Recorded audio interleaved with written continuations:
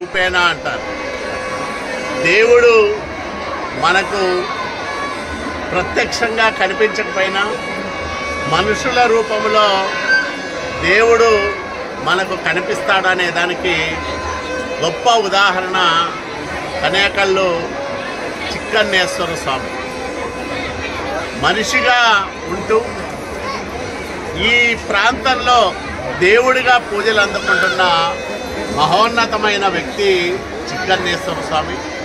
ఏటా జరిగే రథోత్సవంలో వేలాది మంది భక్తులు పాల్గొని చిక్కన్నేశ్వర స్వామిని అత్యంత భక్తి శ్రద్ధలతో ఆరాధిస్తారు, పూజిస్తారు. కాబట్టి కనేకల్లు ప్రాంతంలో వేలాది మంది భక్తుల అభిమానాన్ని, ప్రేమను దశాబ్దాల కాలంగా పొందుతున్న చిక్కన్నేశ్వర స్వామి రథోత్సవంలో నేను కూడా భాగం పంచుకున్నందుకు నేను చాలా ఆనందపడతా ఉన్నా. ఇంకా దీన్ని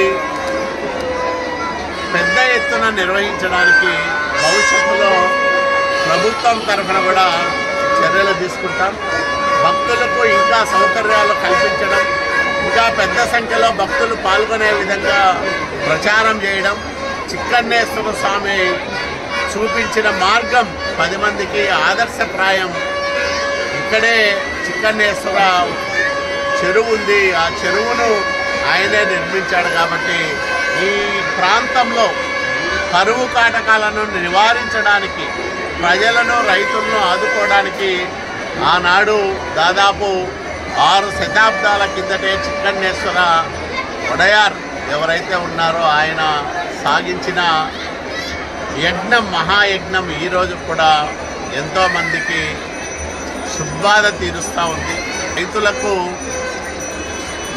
ఆహార పదార్థాలు పండించేదానికి అవకాశం ఏర్పరిచింది. కాబట్టి చిక్కన్నేశ్వర స్వామి ఆలయ అభివృద్ధితో పాటు రథోత్సవంలో కూడా మరింత పెద్ద సంఖ్యలో భక్తులు పాల్గొనే విధంగా భవిష్యత్తులో చర్యలు తీసుకుంటారు.